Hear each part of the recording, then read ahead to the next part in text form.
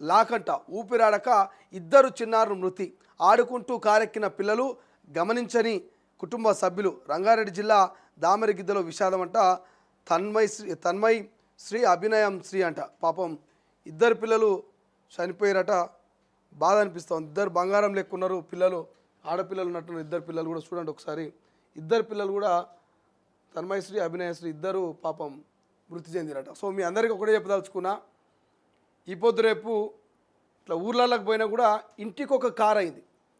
ఊళ్ళో పెద్ద మనుషులు అంటుంటారు,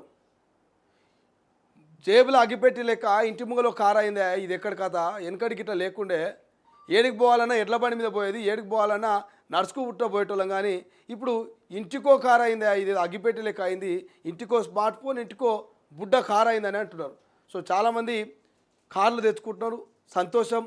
మీరు ఆర్థికంగా అభివృద్ధి చెందాలి, సమాజంలో గౌరవం పొందాలి. కానీ ఈ కార్లు తెచ్చుకునేటప్పుడు కొంత పిల్లలకు అప్పుడప్పుడు అవగాహన కల్పించే ప్రయత్నం చేయండి.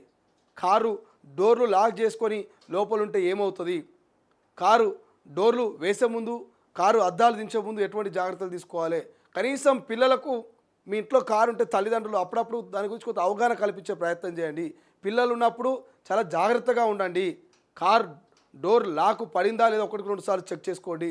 మరి లాక్ వేసేటప్పుడు లోపల పిల్లలు ఉన్నారా లేదా చెక్ చేసుకోండి. సో దయచేసి ఈ కార్ల విషయంలో గతంలో కూడా అనేక సార్లు ఇటువంటి సంఘటనలు జరిగినాయి. అనేక సార్లు పిల్లలు చనిపోయినటువంటి పరిస్థితులు ఉన్నాయి. అనేక సార్లు పిల్లలు చనిపోయే పరిస్థితుల్లో కారు అద్దాలు ధ్వంసం చేసి ఆ పిల్లల్ని తీసుకుపోయి హాస్పిటల్లో చేర్పించి బతికిన సందర్భాలు ఉన్నాయి. సో దయచేసి కారున్న ప్రతి ఒక్కరూ ఈ వార్తను చూసైనా కొంత మేలుకోండి, కొంత జాగ్రత్త పడండి. బంగారం లాంటి ఇద్దరు పిల్లలు అభం శుభం తెలియక పాపం ఆడుకుంటూ పోయి ఆ కార్లో కూర్చొని డోర్ లాక్ కాగానే ఆ పిల్లలకి ఏం తెలుస్తుంది, ఆ డోర్ లాక్ అయినట్టు దాన్ని ఎట్లా తీయాలో కూడా తెలియదు. ఇలా ఇంట్లో డోర్ పెట్టుకుంటేనే పిల్లలు తీసుకొని ఇంకా గుక్కబట్టి ఏరుస్తూ ఉంటారు. అటువంటిది కారులో కూర్చుంటే వాళ్ళు లోపల కూర్చొని ఏడ్చినా ఎవరికి వినిపించేది, వాళ్ళు అరిసినా ఎవరికి వినిపించేది.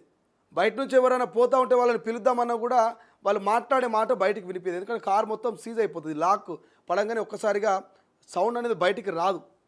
సో దయచేసి ఆ పిల్లలు ఆ సిచ్యువేషన్ని తలుచుకుంటే నాకు బాధ అనిపిస్తూ ఉంది.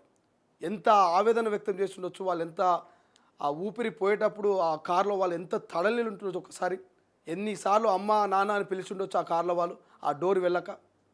ఒకసారి ఆలోచన చేయండి. సో దయచేసి చిన్నపిల్లలు ఉన్నప్పుడు మాత్రం కారు ఉన్నోళ్ళు చాలా జాగ్రత్త పడండి.